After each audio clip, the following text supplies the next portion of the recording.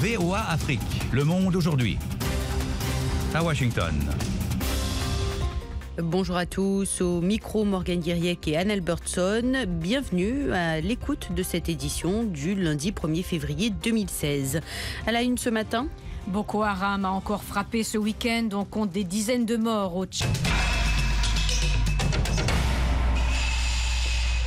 En République démocratique du Congo, le ministre de l'Intérieur a annoncé le lancement de la révision du fichier électoral pour le 10 février. Cette opération technique pourrait prendre jusqu'à 13 mois, ce qui rendrait presque impossible la tenue de la présidentielle d'ici fin 2016, comme le prévoit la Constitution. Idriss Faye a recueilli la réaction d'Emery Damien Kalouira, président de la coalition des Congolais pour la transition. C'est une déclaration de guerre que le régime de M. Kabila et ses suppôts viennent de lancer contre le peuple congolais qui souffre de la mauvaise gestion du régime Kabila depuis 15 longues années. La face cachée de la déclaration faite par M. Évariste Bochab, il s'agit tout simplement de contourner insidieusement le prescrit de la Constitution qui ne permettent pas à M.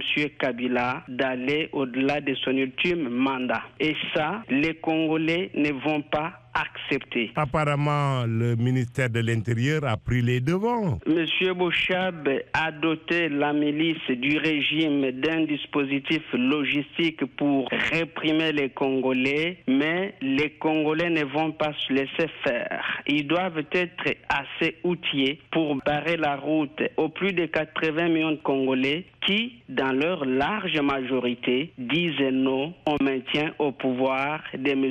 Kabila. En 15 ans d'exercice de pouvoir, M. Kabila a brillé par un bilan globalement négatif.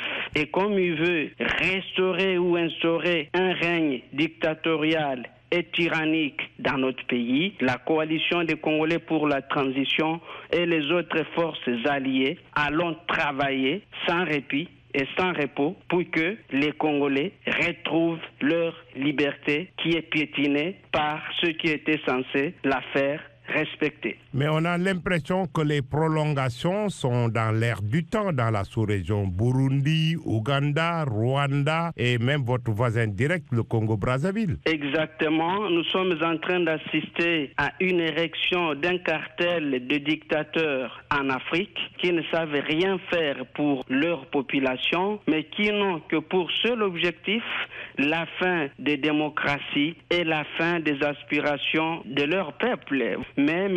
Kabila et son régime doivent savoir que la République démocratique du Congo n'est pas n'importe quel pays. Nous avons dit non, trop c'est trop. 15 ans, M. Kabila les a exercés en utilisant des élections frauduleuses, meurtrières. Maintenant, ça suffit. La patience des Congolais est épuisée. Emery Damien Kalouira, président de la coalition des Congolais pour la transition. Retrouvez La Voix de l'Amérique en RDC sur Radio Mungano à Beni, au Nord Kivu, sur 95.10 FM.